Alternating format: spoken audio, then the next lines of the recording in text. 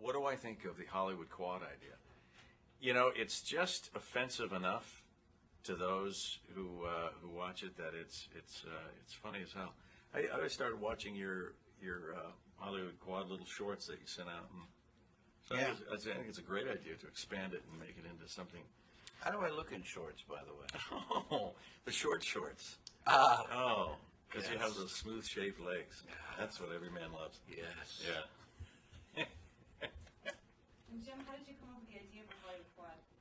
Well, first came the quadriplegic, and then after that came the Hollywood. Yeah. First things first. Right? Yeah. You first. And it's like two great tastes that taste great together. That's right. I mean, you were like sitting around thinking, God, if only I was a quadriplegic. I was a Yeah. really great idea. Yeah, I was famous in Hollywood. I had that part. But, and then I jumped off a roof, and the rest is history, as they say. Yeah.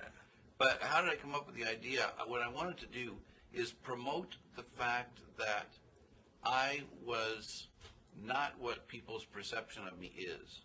Because if you, around the industry, if you mention that the guy is quadriplegic, they're going to go, oh my God. But if they see me on the internet or in this, They and still the- say, oh my oh God. my God. What an incredible ego that guy must have. No, they say, oh, that's what he's about. He's not such a scary thing. I take some of the scariness out of the word quadriplegic. Yeah, it is. It does. Actually, it's a good introduction to people to start to feel more at ease around people who have difficulties or limitations of any kind. So, Exactly. yeah. It's almost as if they get to know me before they meet me. Does anyone ever come in and start speaking to you like you're deaf? How are you? Are you? Exactly. Or they think if I just wish hard enough that I can get out of my chair, You're just not trying. I'm just not trying. And they all want to know how my accident happened. I fell off a roof, by the way. I wish I had thrown myself on a hand grenade and saved lots of guys, but no, I just fell off a roof. But Onto a hand grenade. onto a hand grenade. That's and a saved hell a of a bunch of story. guys. Yeah, yeah. Stick with that story. Why not? I know. That's a good one. Whatever gets the babes. I like it. So Brian, what's it like working with Jim? Do I have to tell the truth? I guess it's not going to go. It's well, let's see. I'll just read what you wrote there. Working with Jim Troesh has been a great experience for me. Fantastic experience. Fantastic. Yeah. I'm sorry. Yeah, fantastic experience. I shall never forget it. He is the most talented, genius performer of his kind. He's a good guy. You know, I've worked with Jim before, and what I like about it and what I like about you is just how, if it's funny, you go with it. And I think a lot of times humor is a great disarming quality anyway. So it puts- Disarming. Yeah.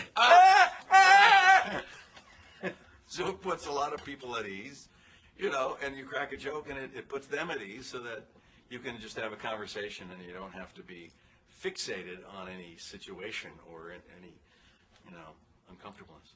But I've gone on so many interviews where they are so much more interested in how my chair works and how it operates and how I drive it than they are in me or what I have to offer their project. yeah. It's almost like, hey, I'm up here. Yeah. It's like, eyes up. Yeah, eyes up here, mister. Like a girl with big Hey. Yeah. That's not necessary. Hey, that's not for your Actually, looking, Brian he is absolutely wonderful on this. And I was so thrilled that he agreed to do it. And he he had seen my Hollywood quads on the internet and just said, yeah, count me in. And so, and he's pitched in so many ways. Today he was friggin' moving chairs around. And I'm not going to say anything about the lawsuit for his back. No, that's pending. Yeah.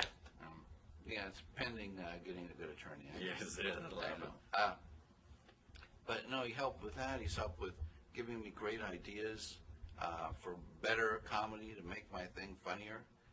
to make my thing funnier. Now, let me tell you, you got a funny thing. It's been laughed at many times. What do you think this means for the disabled community to have this out there? You know what this does for the disabled community is, well, those that can see or hear it, is that it so gets out there that we are actually real people. We're not see beyond our wheelchairs or vision impairments or hearing problems or whatever it is. Bipolar people are people too first, you know. And it's important for that to get out there. And disabled people know that, and the people that know them know them well, but this needs to be out there in the world where, for example, back when I was a little kid, the Watts riots were going on. And I didn't have any black people that lived in my neighborhood.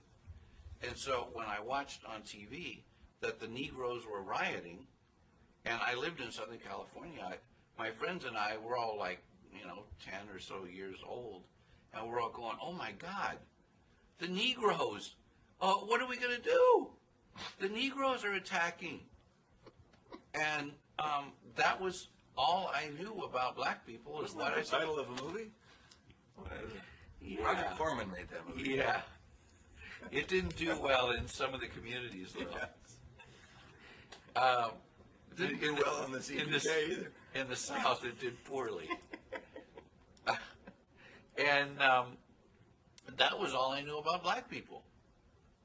And so now you had it because it's the fear of the unknown. Exactly. You didn't know their culture. You didn't know any of them. So you had this idea that because someone's different, that you have a fear. Yeah, I want to get out there that people with disabilities are the same way. You have a lot of misconceptions about us, and let this show and hopefully other shows like it overcome those misconceptions and stereotypes. Yeah, it's kind of like the theory of a good roller coaster. Is that you're afraid of the unknown. You don't know where it's going to go, but if you put that into society, then it's not good. It doesn't work for us. We're afraid of what we don't know. And by doing this show, it helps to get out there and desensitize the conditions, if you will, so that the next time a kid who may never have a relative or a friend who's in a wheelchair, and seeing this show over and over again, well, it becomes no big deal. And that's the whole idea, is to have it become not an issue. Not an issue, yeah. That it's like this show should sink or swim based on the merits of how funny it is and how clever it is, and that's like, oh, well, let's do him a favor, or let's, help him out or something like that. So what are you going to do with this? Like, where is this going to go? What's your next plan? Well, I wanted to go to, initially, this is the pilot for the series, the Hollywood Quad. And I wanted to go to, initially, showrunners, people that are out there in the industry who can make a big to-do out of it. Well, can get it done, can get it on the air. And also, I want it out there in the public where it can do just the things we were talking about. It's a nice little half-hour package that can go well on the networks or on cable or I would like to say when this goes that I'll be a big part of it as a producer and obviously the star of it, and then beyond that, because nothing like that lasts forever. Now, you directed this too, right? I directed. Did you have to sleep with yourself to get the role? And I was fantastic. Were you good? No. Excellent. Anything else to say, Mr. Cranston? Hey, give me 5. Oh. Come on, don't leave me hanging.